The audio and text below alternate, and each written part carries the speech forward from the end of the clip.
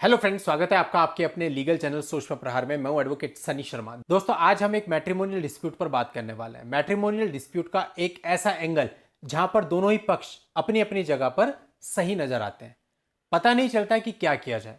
ऐसे में कोर्ट ने किस प्रकार से निर्णय लिया वो मैं आपको बताने वाला हूं। देखिए, मैट्रिमोनियल विवाद में हर एक के अपने राइट है। वाइफ के अपने राइट है, मदर इन लॉ के अपने राइट है, फादर इन लॉ के अपने राइट। अब दोस्तों, इन राइट्स में कई बार कंफ्लिक्ट्स हो जाता है। देखिए, जैसे कि एक उदाहरण आपको बताता हूं कि जो डॉटर इन लॉ होती है उसका रिसाइडिंग राइट होता है।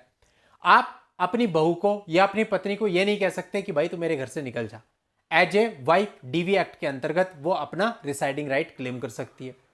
इसी तरह से जो पेरेंट्स होते हैं, पेरेंट्स की अगर कोई प्रॉपर्टी है तो उसमें उनको भी राइट है, और किसी अन्य पर्सन को वहां से इविक्शन का भी उनको राइट है यदि उसकी वजह से उनको परेशानी हो रही है। इस पर ऑलरेडी मैं पहले वीडियोज बना चुका हूं जिनमें मैं जजमेंट के साथ ये चीज बता चुका हूं। लेकिन दोस्तों, आज का जो वीडियो है ना, यहां पर कोर्ट ने बैलेंस बनाने की कोशिश की डॉटर इन लॉ के राइट में और मदर इन लॉ के राइट में, और मदर इन लॉ के फेवर में फैसला किया गया। दोस्तों, बहुत इंपॉर्टेंट वीडियो है और आपको काफी कुछ सीखने को इस वीडियो से मिलने वाला है। दोस्तों, आखिर तक वीडियो में बने रहिएगा। अभी तक भी आपने चैनल को सब्सक्राइब नहीं किया है तो चैनल को सब्सक्राइब करके नोटिफिकेशन बेल पर जरूर क्लिक कर दें, क्योंकि इस चैनल पर इस प्रकार की वीडियोज मैं आपके लिए लाता रहता हूं। देखिए दोस्तों, यह मामला ऐसा था कि यहां पर जो 80 इयर्स की मदर इन लॉ थी, सुप्रीम कोर्ट ने यह माना कि अब इस एज में उनको पीसफुली जीने देना चाहिए। सास ने अपनी बहू की कंप्लेंट करी कि बहू ने उसको बहुत हैरेस किया है, बहुत टॉर्चर किया है, और उसकी एक लाइन इस प्रकार से थी, बहू मेरा पूरा घर खल्लास कर दिया है। और दोस्तों, जब बहू से इस मामले में पूछा गया तो बहू ने यह कहा कि उसकी जो पूरी मैरिड लाइफ रही है 22 साल की, उस 22 साल में उसको बहुत ही टॉर्चर किया गया है और उसका हैरेसमेंट भी किया गया है। उसके 2 बेटे हैं, उन बेटों को नुकसान पहुंचाने की भी कोशिश की गई है। अभी दोनों बेटे वेल सेटल्ड है, अब्रॉड में हैं, और उनमें से एक प्रख्यात टेनिस प्लेयर है। उसने ये कहा कि वो एक ही घर में अपने पति और अपनी सास से अलग रह रही है, और मदर इन लॉ की जो इविक्शन की रिक्वेस्ट थी उस पर भी उसने ये आंसर दिया कि वह एक ही घर में उनसे अलग रहकर मैनेज कर सकती है।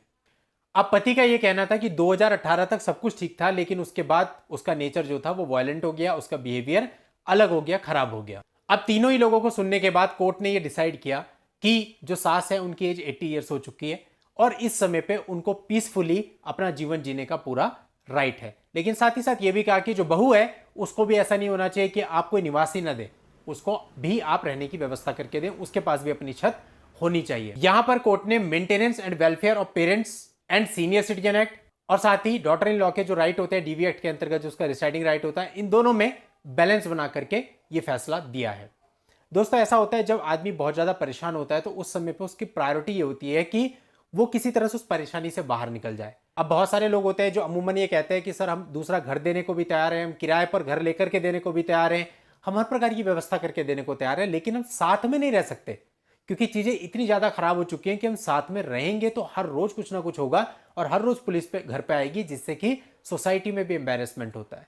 तो उस समय पे आदमी सिर्फ ये चाहता है कि किसी तरह से ये ऑर्डर हो जाए कि वो हमसे अलग रहे, यानी जो वाइफ है वो हमसे अलग रहे। तो यहां पर इस प्रकार का ऑर्डर करा, लेकिन साथ ही साथ वाइफ के पक्ष को भी ध्यान में रखा। ऐसा भी नहीं है कि वाइफ को बेघर कर दिया गया। तो इस प्रकार के जजमेंट कई बार कोर्ट दोनों पक्षकारों को देख के दोनों पक्षकारों के हित में देता है।